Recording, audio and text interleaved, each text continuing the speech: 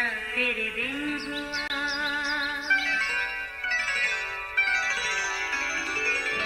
نیا پھر دن ہوا، پرانی رات کا کرے سو شکر ہم خدا کی ذات کا، خدا کی ذات کا نیا پھر دن ہوا۔ آج کی آیت، سو آؤ ہم وہاں جا کر ان کی زبان میں اختلاف ڈالیں تاکہ وہ ایک دوسرے کی بات سمجھ نہ سکے، کیونکہ خداوند نے وہاں ساری زمین کی زبان میں اختلاف ڈالا اور انہیں تمام روئے زمین پر پراگندہ کیا۔ پیدائش 11واں باب 7ویں اور 9ویں آیت۔ عزیزو، دنیا بھر میں بے شمار بولیاں یا زبانیں بولی جاتی ہیں، یعنی ہر ملک کی اپنی ایک زبان، پھر ملک کے ہر علاقے کی اپنی اپنی بولی۔ اکثر لوگ دوسرے علاقے کی بولی کو سمجھ نہیں پاتے، مگر ہمت کر کے سیکھ لیں تو کچھ بھی مشکل نہیں۔ پر قدرت خدا کی دیکھیے، کوئی بچہ جہاں جنم لیتا ہے خود سے ہی ماحول کے مطابق وہاں کی بولی سیکھ لیتا ہے۔ گوگل کی تحقیق کے مطابق دنیا بھر میں 7000 سے زیادہ زبانیں بولی جاتی ہیں، جن میں انگریزی کو انٹرنیشنل لینگویج سمجھا جاتا ہے، جس کو تقریباً ہر کوئی بولتا اور سمجھ بھی لیتا ہے۔ دلچسپ بات یہ ہے کہ جانوروں اور پرندوں کے ماحول، ان کی حرکات و سکنات کی تحقیق کرنے والے ادارے بھی ان کی بولیاں بولنے اور سمجھنے میں سخت محنت کرتے ہیں، جن سے ان کے کام میں بھی مدد مل جاتی ہے، جو اصل میں ان کی تحقیق کی شرائط بھی ہوتی ہیں۔ اور ہاں، کچھ باذوق اور منچلے جوان بھی مشغلے اور شغل کے طور پر پرندوں جانوروں کی بولیاں سیکھ لیتے ہیں۔ دیکھا جائے تو یہ ایک غیر معمولی کام ہے جس کو بڑی مہارت سے کرتے ہیں، اور پھر جب کبھی انہیں اپنی اس صلاحیت کو دکھانے کا موقع ملتا ہے تو وہ خود بھی انجوائے کرتے اور لوگ بھی خوب لطف اٹھاتے اور داد دیتے ہیں۔ عزیزو، یاد رہے، زبانوں کی تاریخ بہت قدیم ہے۔ ظاہری بات ہے کہ انسان کی تحقیق کے وقت بھی کوئی تو زبان تھی جو آپس میں بات کرتے وقت بولی جاتی ہوگی۔ کلام مقدس میں اس دور کی کئی زبانوں کا ذکر ملتا ہے جو بولی جاتی تھیں، مثلاً عبرانی، لاطینی، یونانی، ارامی اور سنسکرت اور دیگر کئی اور مختلف زبانیں بولنے کا قصہ نوح کے دور میں پانی کے بڑے طوفان کے بعد کی بات ہے۔ نوح کی کشتی میں اس کے گھرانے کے علاوہ کوئی دوسرا نہیں تھا۔ ظاہر ہے ایک ہی خاندان کی ایک بولی ہوگی۔ طوفان کے بعد ان کو خدا نے برکت دی اور کہا، تم بارور ہو، بڑھو اور زمین پر خوب اپنی نسل بڑھاؤ اور بہت زیادہ ہو جاؤ۔ عزیز و طوفان کے بعد جو قومیں زمین پر جا بجا آباد ہوئیں وہ نوح کے بیٹوں کے خاندان ہی تھے۔ تب تمام دنیا میں ایک ہی زبان اور ایک ہی بولی بولی جاتی تھی۔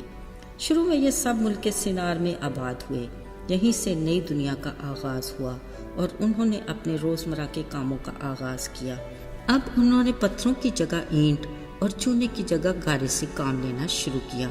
سو انہوں نے اینٹیں بنائیں اور انہیں آگ میں پکا کر خوب مضبوط کیا اور اسی سے اپنے شہر تعمیر کیے۔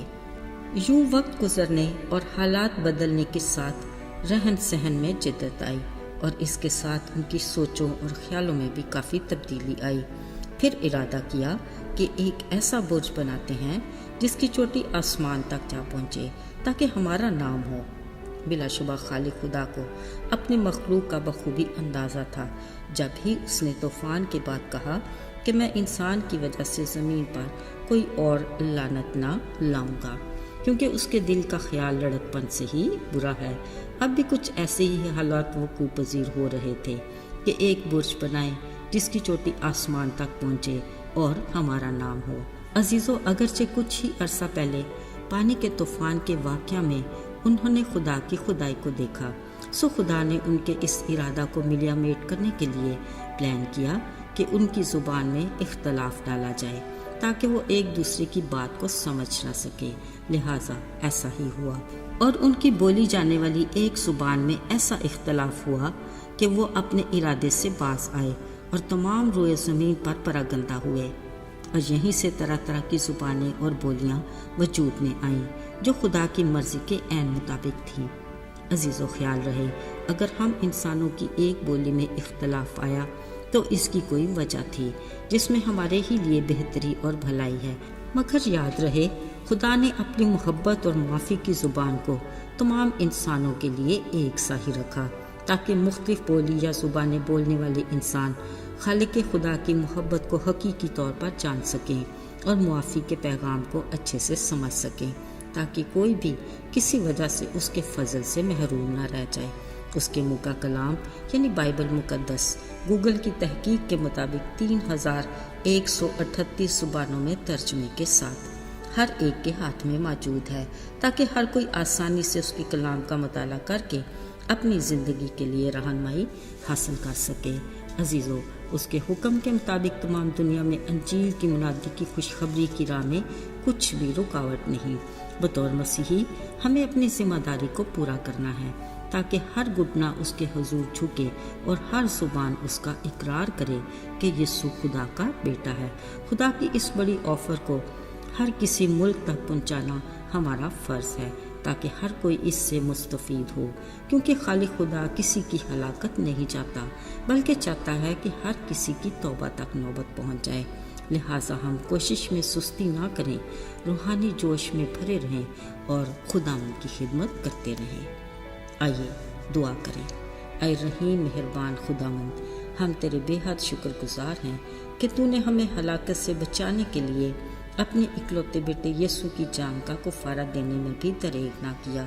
ہم اپنے گناہوں کا اقرار کرتے اور پورے دل سے تیری طرف رجوع لاتے ہیں، ہمیں قبول کر۔ یسوع کے بابرکت اور مقدس نام میں مانگتے ہیں، آمین۔